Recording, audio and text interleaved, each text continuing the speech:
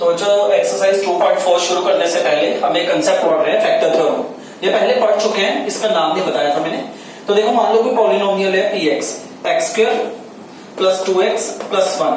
इस x की value मैंने -1 पुट कर दी, x की वैल्यू मैंने -1 पुट कर दी। -1 वैल्यू पुट करने के बाद मेरे कट के सारा कुछ कट कटा के जो पॉलिनोमियल की वैल्यू है वो क्या आ गई, 0। जो पॉलिनोमियल की वैल्यू है वो क्या आ गई, 0। किसके लिए, p-1 वेरिएबल के लिए। -1 वैल्यू के लिए पॉलिनोमियल की वैल्यू क्या आ गई, 0। तो इसका मतलब मैं यही कहूंगा, hence -1 is a 0 of polynomial px। -1 is the 0 of polynomial. तो मैं क्या कहूंगा, x इक्वल्स टू -1। x की वैल्यू क्या है, -1। x इक्वल्स टू -1 के लिए ये -1 क्या है, 0 इस पॉलिनोमियल का। इसी 0 को अगर फैक्टर में लिखना हो तो कैसे लिखते हैं कि ये इसका फैक्टर है। फैक्टर कैसे होता है, अगर पॉलिनोमियल की वैल्यू 0 आ जाए तो वो उसका फैक्टर ही होता है। अगर पॉलिनोमियल की वैल्यू 0 आ जाए इसका मतलब -1 इसका क्या होगा, 0। फैक्टर कैसे लिखते हैं, -1 को इधर ले आओ बच्चों, ध्यान से देख लो, -1 को इधर ले आओ, क्या बनेगा, x प्लस 1। तो जो 0 होती है ना किसी पॉलिनोमियल की, उसे फैक्टर में कैसे लिखा जाता है, -1 है इस तरफ ले आओ, क्या बन जाएगा, -1 इधर आके x के साथ +1, तो बन गया x प्लस 1। इसे लिखेंगे is a factor of polynomial px। कुछ मान लो कोई और एग्जांपल ले लेते हैं, इसे ही सोल्व करके, मान लो किसी और एग्जांपल को सोल्व करके आ जाता है कि x equals to 2 is a 0 of polynomial. कोई भी पॉलिनोमियल ले लेते py। मान लो 2 एक ऐसा ही वैल्यू है जिसे पुट करने के बाद py में 0 वैल्यू आ जाती है। तो इसका मतलब हम कह देंगे 2 is a 0 of that polynomial. 2 is a 0 of that polynomial. तो इस वैल्यू को फैक्टर में कैसे, इस 0 को फैक्टर में कैसे कन्वर्ट करेंगे, हम क्या करते हैं, 2 की वैल्यू को इधर ले आएंगे, ये बच जाएगा x - 2। यहाँ पे x इक्वल टू +2 है, +2 इधर आके क्या होगा, -2, ये बच जाएगा x - 2। तो हो गया x - 2 is a factor of py। तो ये तरीका होता है किसी भी 0 को फैक्टर में कन्वर्ट करने का, और किसी भी फैक्टर को अगर 0 में कन्वर्ट करना है तो इक्वल टू 0 के बराबर रख के कन्वर्ट कर सकते हैं। ठीक है, फैक्टर की जगह बच्चों मैंने कुछ दिन भी बताया था मल्टीपल यूज होते हैं, 0 की जगह सॉल्यूशन यूज होता है। मैंने उस दिन बताया था चारों सेम चीज है, बस 0 सॉल्यूशन को कहते हैं, फैक्टर मल्टीपल को कहते हैं। ठीक है, तो इस सारे के सारे प्रोसीजर को यहां से लेके यहां तक सारा जो प्रोसीजर लग रहा है, इसे क्या कहते हैं, फैक्टर थ्योरम। जो उसे मैंने समझा दिया था, बस इसका नाम बताना रह गया था कि उसे फैक्टर थ्योरम कहते हैं। कि अगर किसी भी वैल्यू को, दोबारा सुन लो, अगर किसी भी वेरिएबल की वैल्यू को पुट करके पॉलिनोमियल की वैल्यू 0 आती है तो वो वेरिएबल की वैल्यू उस पॉलिनोमियल की 0 भी होगी। ठीक है, फैक्टर भी होगा। फैक्टर कैसे लिखा जाएगा, वैल्यू को इधर ले आओ x के साथ, वैल्यू को x के साथ ले आओ, फिर लिख दो is a factor of that polynomial. तो इसे कहते हैं फैक्टर थ्योरम, कि अगर पॉलिनोमियल की वैल्यू 0 आ गई तो वो उसका फैक्टर होगा, अगर पॉलिनोमियल की वैल्यू 0 नहीं आई तो वो उसका फैक्टर नहीं होगा। इसे फैक्टर थ्योरम कहते हैं बच्चों। ठीक है, अब देखो आगे क्वेश्चन शुरू करते हैं। Exercise 2.4, determine which of the following polynomial, determine which of the following polynomial as x plus 1 is a factor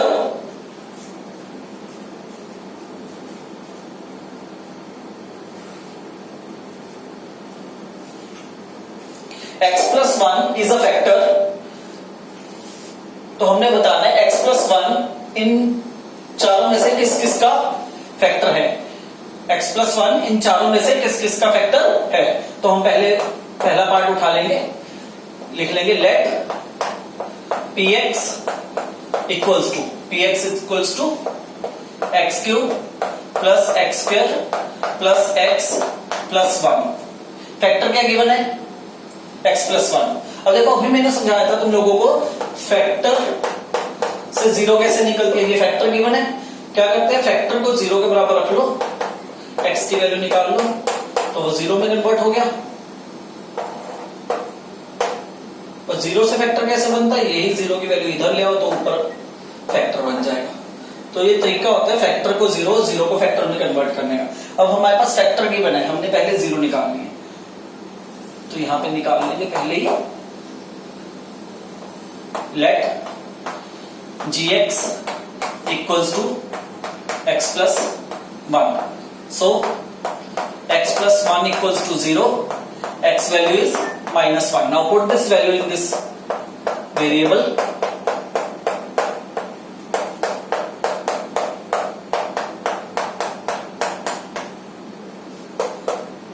-1 minus square plus 1 -1 plus 1 cut गए 0। अब p माइनस 1 वैल्यू के लिए, p माइनस 1 वैल्यू के लिए polynomial की value क्या आ गई 0, तो इसका मतलब 0 आ गया, तो इसका मतलब ये इसका क्या होगा, फैक्टर होगा। x plus 1 is a factor of px जो हमने लेट की है, ठीक है। इसी तरह से इसका second part, third part, fourth part solve कर रहा हूं बच्चों। फोर्थ पार्ट सेम इसी तरीके से सॉल्व होगा। Let gx equals to x plus 1, so x plus 1 equals to 0, x is equal to -1, px equals to x cube minus x square minus 2 plus √2x plus √2। ये हमारे पास polynomial है, solve करते हैं। x variable की value -1 value put करते हैं सभी जगह पे।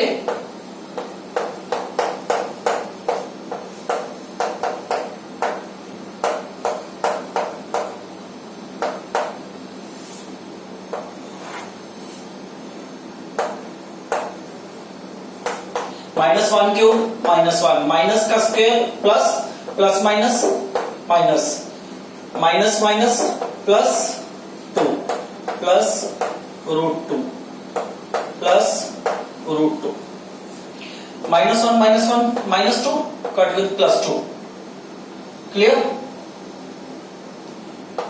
सो here is 2√2। So value of polynomial is not equal to 0, value of polynomial is not equal to 0, so x plus 1 is not a factor of px, is not a factor of px, clear। इसी तरह second और third part हो जाएंगे बच्चों। आगे चलते हैं question number 2। Question number 2 भी सेम है बच्चों, देखो use the factor theorem. Factor theorem यही फैक्टर थ्योरम है।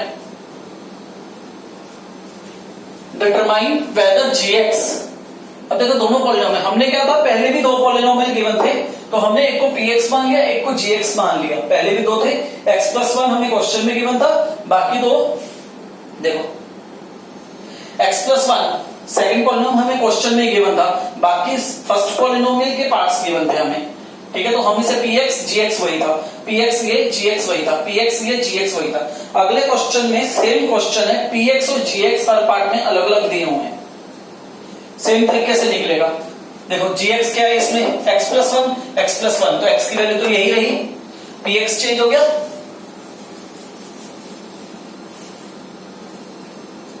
px क्या है हमारे पास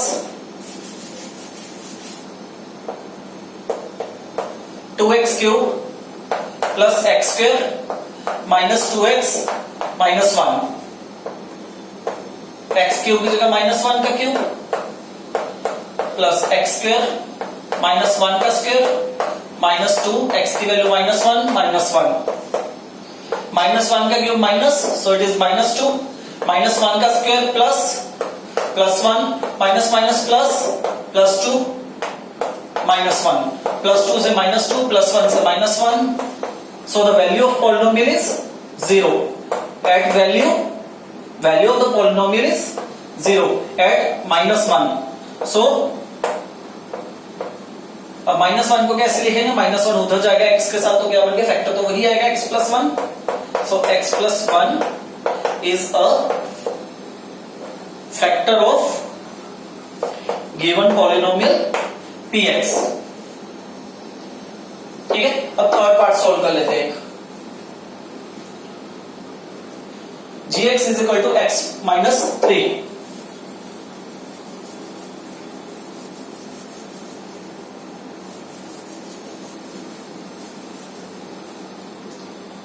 gx is equal to x - 3। हम थर्ड पार्ट सोल्व कर रहे हैं। gx is equal to x - 3। So x - 3 equals to 0। So x की वैल्यू कितनी आ गई, 3। Now px is given x³ - 4x² plus x plus 6। p value 3³ -4 3² plus 3 plus 6। 3³ 27 -4 3² 9 plus 3 into 6 9। That is 27 minus 36 plus 9। 9 and 27 again 36 minus 36. So after cut the value comes to 0. So value comes to 0. Add value, add 3. So what is the factor? X minus 3. So x minus 3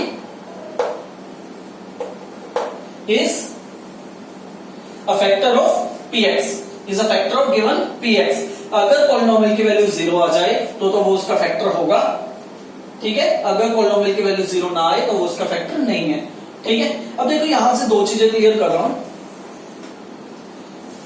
यहां पे 0 आ गया, इसे दो तरीके से लिख सकते हैं। अगर फैक्टर पूछा हो फिर तो यही लिखा जाएगा। इसी को समझा रहा हूं, इसे सोल्व किया ना, यहां पे 0 आ गया।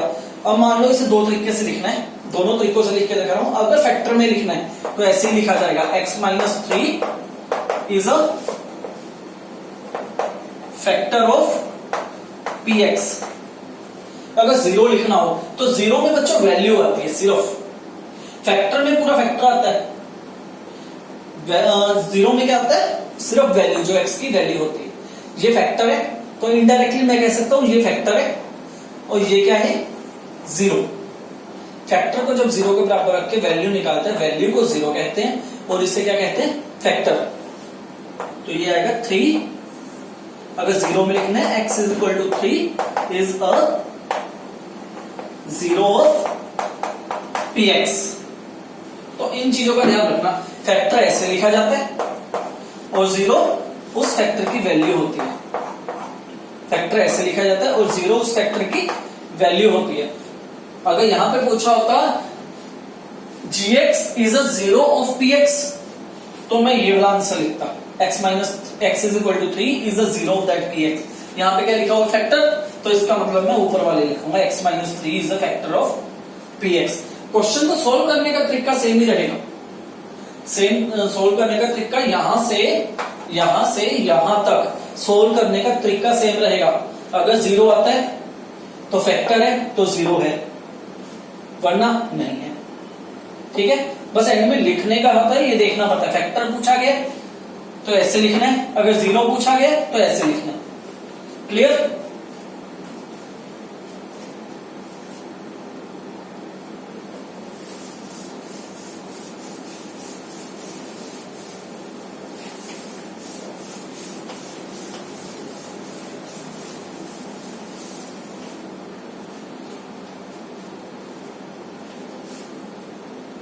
Next, find the value of k if x - 1 is a factor of px।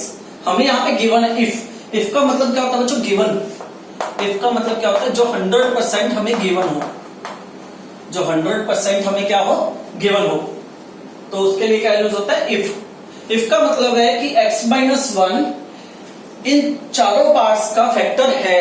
100% given है कि उसका फैक्टर है। हमने यहाँ पे k की वैल्यू निकालनी है पॉलिनोमियल, k इनकी वैल्यू निकालनी है। तो देखो कैसे निकालेंगे इसे।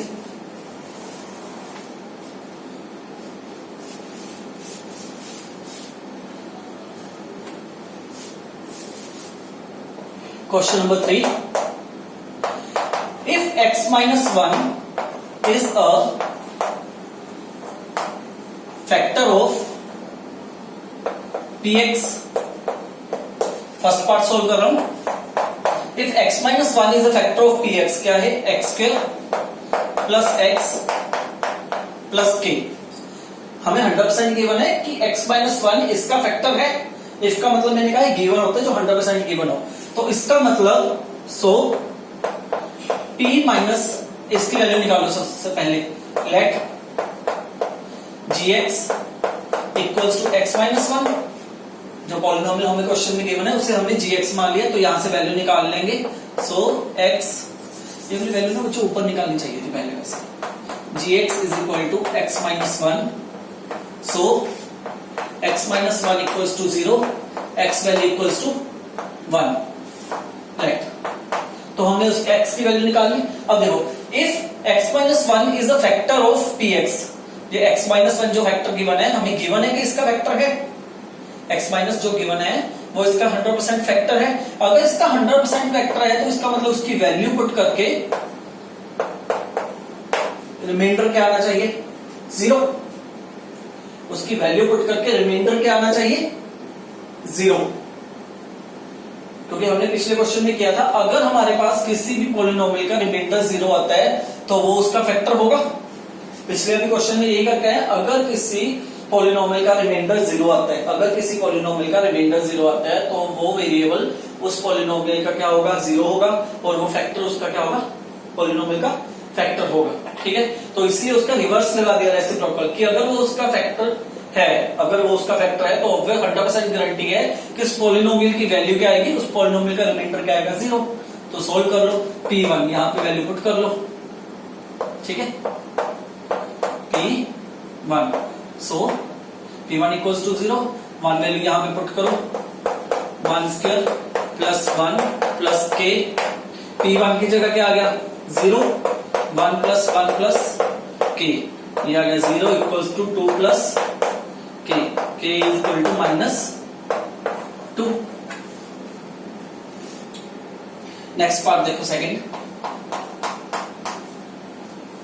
ये चीज तो सेम ही लिखी जाएगी, let gx equals to x minus 1, so x minus 1 equals to 0, x is equal to 1। Now if x minus 1 is a factor of px, कौन सा पार्ट, सेकंड पार्ट सोल्व कर रहा हूं, सेकंड खुद करना बच्चों, थर्ड पार्ट सोल्व कर रहा हूं। kx square minus √2 x plus 1 plus 1, then p, अगर ये इसका फैक्टर है तो इसका मतलब 1 वैल्यू के लिए इस पॉलिनोमियल का रिमाइंडर क्या होगा, 0। तो वैल्यू पुट कर दो अब यहां पे, x वेरिएबल की जगह 1 वैल्यू पुट की, 1, यहां पे 1 पुट की वैल्यू 1 स्क्वायर माइनस √2, यहां पे 1 वैल्यू पुट की 1 प्लस 1, p1 की वैल्यू क्या है, 0, k 1 square 1 minus √2 into 1 plus 1, solve कर लो, ये दोनों वैल्यूज इधर लेके आओगे, √2 की वैल्यू इधर लेके आए, माइनस √2 से प्लस √2, इसकी वैल्यू इधर लेके आए -1, ये आ गई k की वैल्यू। तो इसी तरह से फोर्थ पार्ट सॉल्व करते हैं हम।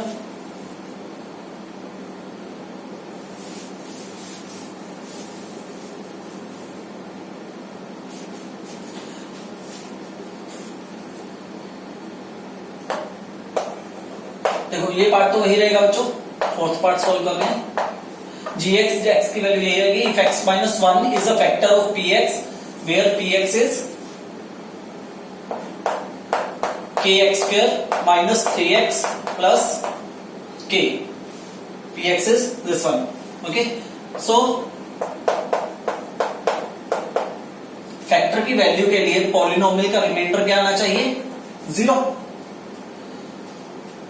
फैक्टर की वैल्यू के लिए फैक्टर की जो वैल्यू आई है उसके लिए या वेरिएबल की वैल्यू के लिए ऐसा भी कह सकते हैं, वेरिएबल की वैल्यू के लिए पॉलिनोमियल की जो वैल्यू या पॉलिनोमियल का जो रिमाइंडर है वो क्या आना चाहिए, 0। तो हम वन वैल्यू यहां पे पुट कर लेंगे k x का square 1 minus 3 1 plus k equals to 0। So यहां पे आ गया k minus 3 plus k equals to 0। ये कितना बन गया 2k माइनस 3 इक्वल्स टू 0।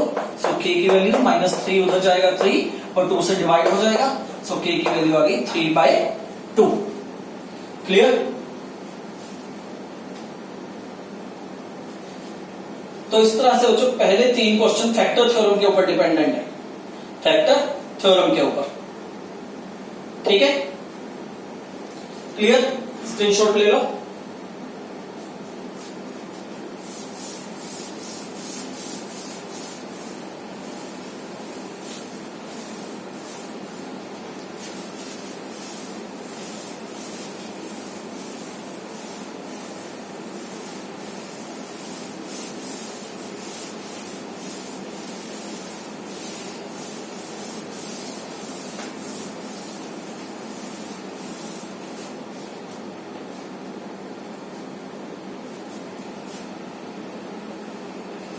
अब बच्चों है फैक्टराइजर। अब एक चीज याद रखना बच्चों, कुछ चीज समझाने लगा हूं। हर पॉलिनोमियल की अपनी जीरोस होती है, याद है मैंने स्टार्टिंग में बताया था, हर पॉलिनोमियल की अपनी जीरोस होती है। लीनियर इक्वेशन की 1 जीरो होती है, क्वाड्रेटिक इक्वेशन की 2 जीरोस होती है, क्यूबिक इक्वेशन की 3 जीरोस होती है, बाई क्वाड्रेटिक इक्वेशन की 4 जीरोस होती है, 4 जीरोस होती है। वैसे ही ये जीरोस हो गया, फैक्टर भी कहेंगे।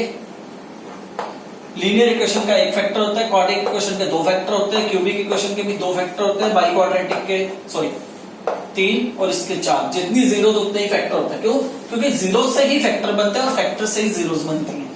अभी बताया पिछले पार्ट में, पिछले क्वेश्चन में, क्योंकि जीरोस से ही फैक्टर बनते हैं और फैक्टर से ही जीरोस बनती है। इसलिए 1 जीरो है तो 1 ही फैक्टर होगा, 2 जीरोस है तो 2 ही फैक्टर होंगे, 3 जीरोस है तो 3 ही फैक्टर होंगे, 4 जीरोस है तो 4 ही फैक्टर होंगे। अब देखो इसे समझाने का सबसे अच्छा तरीका होता है क्वाड्रेटिक इक्वेशन की कोई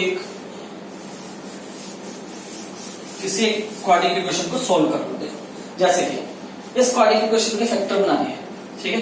हमने मिडल टर्म स्प्लिट आज से पहले सॉल्व की होगी 8th में, ठीक है। अगर आप लोगों ने RS अग्रवाल की बुक तैयार की है तो 8th में अगर RS अग्रवाल की बुक तैयार की है तो तुम लोगों ने पहले भी फैक्टराइज किया होगा। तो हम फैक्टराइज करते हैं, देखो कैसे करते हैं फैक्टराइज। सबसे पहले हम समझते हैं क्वाड्रेटिक इक्वेशन। एक और चीज समझाना बच्चों, फैक्टराइज। अच्छा, क्वाड्रेटिक इक्वेशन को फैक्टराइज करने का अपना मेथड है। इस मेथड को कहते हैं मिडल टर्म स्प्लिट। ध्यान रखना, ये अगर कोई क्वाड्रेटिक इक्वेशन हो तो उसे फैक्टराइज करने का मेथड होता है मिडल टर्म स्प्लिट। इसे हम शॉर्टकट में फैक्टराइजेशन भी कहते हैं, फैक्टराइजेशन। याद रखना है, इसे फैक्टराइजेशन भी कहा जाता है। अगर कोई क्यूबिक पॉलिनोमियल आ जाए, क्यूबिक पॉलिनोमियल को फैक्टराइज करने का मेथड होता है रैशनल मेथड, नहीं rational sorry hit and trial method,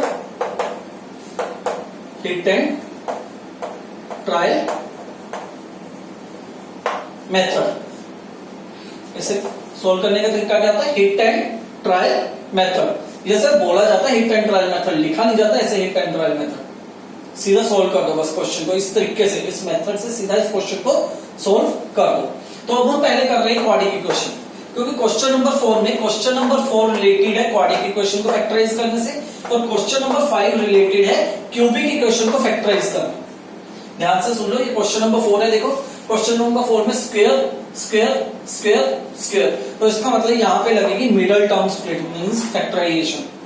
अगर मैं फिफ्थ क्वेश्चन देखो क्यूब क्यूब क्यूब क्यूब, तो ये क्यूबिक पॉलिनोमियल होगी, तो इसका मतलब इसे फैक्टराइज करने के लिए लगेगा हिट एंड ट्रायल मेथड। तो अभी मैं जैसे बता के हटाऊं, दोनों के अपने अपने मेथड लगेंगे। पेपर में ये देखना पड़ेगा कि कौन सा मेथड कौन सा क्वेश्चन आया है, क्वाड्रेटिक इक्वेशन आई है या क्यूबिक इक्वेशन है, उसके अकॉर्डिंगली तुम लोगों ने मेथड अप्लाई करना।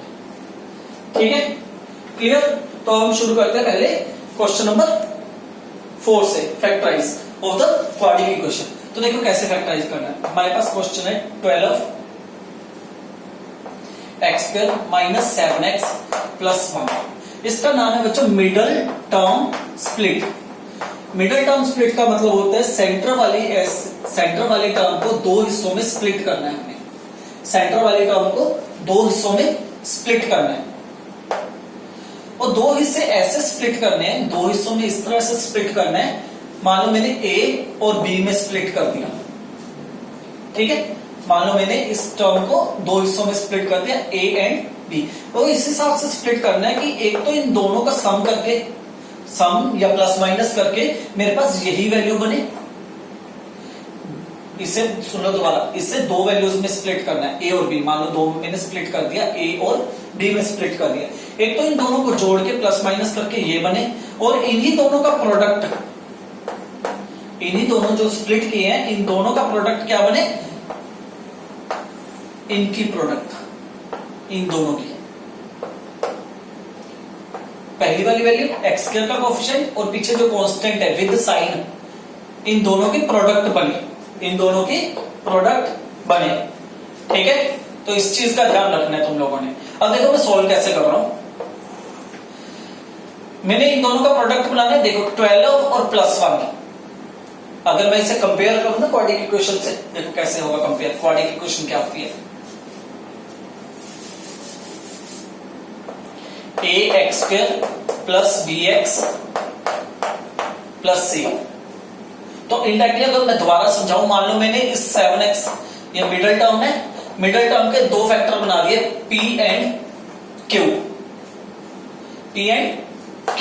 तो p एंड q दोनों का प्लस या माइनस, प्लस माइनस जो भी हो फैक्टर इनका, दोनों को प्लस करके मेरा क्या बनना चाहिए, b बनना चाहिए। तो इंडायरेक्टली बात ये है कि दोनों का प्लस माइनस जो भी करना है करके मेरा ये b वाली वैल्यू बननी चाहिए। b क्या है, -7, मेरा वो बनना चाहिए। और दोनों के प्रोडक्ट किसके बराबर आना चाहिए, a और c की प्रोडक्ट के बराबर आनी चाहिए। तो देखो यही मैं करने लगा हूं। कैसे करूंगा, 12 और 1, 12 हुआ, फैक्टर बता रहा हूं कैसे ढूंढे जाएंगे, फैक्टर बता रहा हूं कैसे ढूंढे जाएंगे। दोबारा देखो 12 और 1, 12 हुआ, 12 के फैक्टर लिख लो बच्चों जितने भी बनते हैं। 1 into 12, 2 into 6, 3 into 4, कोई और बनेगा, रिपीट नहीं करना, 4 into 3 नहीं, क्लियर। तो इसका मतलब ये तीन फैक्टर बने, 1 into 2 कॉमा डाल के लिख लो, 1 into 2, 2 into 6 एंड 3 into 4। ये तीन फैक्टर बनते हैं इसके, जिसे मल्टीप्लाई करके 12 बने। अब देखो 12 और 1 को ऐड करो, एक एक करके सोल्व करेंगे, एक एक करके उठाएंगे। पहले वाला ट्राई करते हैं।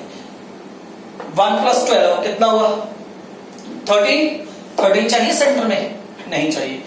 12 माइनस 1 11 चाहिए, नहीं चाहिए, तो ये फैक्टर नहीं लगेगा। आगे देखो 6 प्लस 2, प्लस माइनस दोनों करने, 6 प्लस 2 8 है, नहीं। 6 माइनस 2 4 है, नहीं, तो ये नहीं लगेगा। 4 प्लस 3 7, 4 प्लस 3 7 है, बट माइनस के 7 है। देखो 4 प्लस 3 7 हुआ, पर यहां पे क्या है, माइनस के 7। तो इसका मतलब इस फैक्टर को हम ऐसे भी लिख सकते हैं, -3 और -4, क्योंकि -3 और -4 को मल्टीप्लाई प्लस करके क्या बनना है, -7।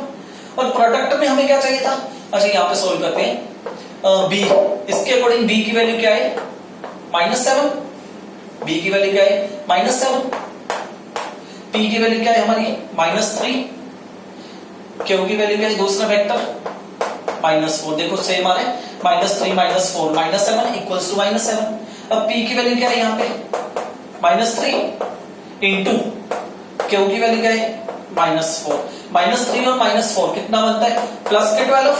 a की वैल्यू क्या है, देखो 12। c की value 12 into 12, so 12 equals to 12। तो हो गया वेरीफाई। तो इसका मतलब हमारे फैक्टर क्या है, सही है। तो इसका मतलब हमारे फैक्टर क्या है, सही है। तो ये तरीका होता है बच्चों फैक्टराइज के मेथड फाइंड आउट करने का, ठीक है। जैसे जैसे प्रैक्टिस करोगे मूजुअली भी बन जाते हैं, ऐसे ही बन जाते हैं प्रैक्टिस से। जैसे 10-15 क्वेश्चन निकाल ले, उसके बाद खुद ही प्रैक्टिस हो जाते हैं कि हाँ इसके फैक्टर ये बन सकते हैं, यही ट्राई कर लो सीधा। ठीक है, जरूरी नहीं है यहाँ एक एक करके करना नहीं। पहले तुम्हें लगता है ना सीधा, जैसे कि तुम लोगों को पता 7 है तो देखने से ही पता लग रहा है 3 और 4 7 बन रहा है, तो पहले इसे ट्राई कर लो, जरूरी थोड़ी है बाकी को ट्राई करना। ठीक है, तो फैक्टर बनाते हैं अब इसके। तो ये क्वेश्चन था 12x² माइनस 7x प्लस 1। अब देखो -7x की जगह दो फैक्टर बन गए, -3 एंड -4। तो ये लिखा जाएगा 12x² minus 3x minus 4x plus 1। अब इन दो पहली दो टर्म में से जो कॉमन निकल सकता है, हाईएस्ट कॉमन फैक्टर क्या निकलेगा, 3x। तो यहां से 3 कॉमन निकाला, 12 में से 4 बचा, x² में से x निकाला x। जहां से सब कुछ कॉमन निकल जाए, जहां से सब कुछ कॉमन निकल जाए वहां बचता है 1 माइनस 4x माइनस 1। ठीक है, ये दोनों सेम आ गए, ये दोनों सेम होने चाहिए बच्चों, ब्रैकेट में ये ध्यान रखना। देखो दोनों सेम करने के लिए यहाँ पे प्लस का साइन था, यहाँ पे माइनस का साइन था, मुझे ये दोनों वैल्यू सेम चाहिए थी। अगर मैं यहाँ पे प्लस लगा देता तो यहाँ पे मेरे पास बनता -4x प्लस 1। अगर मैं यहाँ पे प्लस लगा देता तो ये सारी की सारी वैल्यू अंदर आ गई। तो मैंने क्या किया, इसमें से मुझे ये दोनों सेम बनाने थे, तो इसके लिए मैंने यहां से माइनस, इसमें से माइनस कॉमन ले लिया, -1 कॉमन ले लिया। -1 कॉमन लेने से साइन उलट हो गए, ध्यान से सुनो। -1 लेने से जो ये वैल्यूज है, दोनों की दोनों टर्म्स है, दोनों के साइन क्या हो गए, उलट हो गए। माइनस का बन गया प्लस और प्लस का बन गया माइनस। माइनस कॉमन ले लिया -1, तो उसके कारण माइनस की जगह बन गया प्लस और प्लस की जगह बन गया माइनस। देखो दोनों सेम हो गए, दोनों सेम हो गए, सेम वाली वैल्यू से लिख दो एक बार और इन दोनों को आपस में जोड़ दो, 3x माइनस 1। तो ये बन गए हमारे पास दो फैक्टर्स क्वाड्रेटिक इक्वेशन। ये बन गए हमारे पास क्वाड्रेटिक इक्वेशन के फैक्टर्स। क्लियर, स्क्रीनशॉट ले लो बच्चों, अगला क्वेश्चन समझाता हूं। नेक्स्ट क्वेश्चन नेक्स्ट वीडियो में करते हैं, मतलब इसका सेकंड पार्ट नेक्स्ट वीडियो में सॉल्व करते हैं।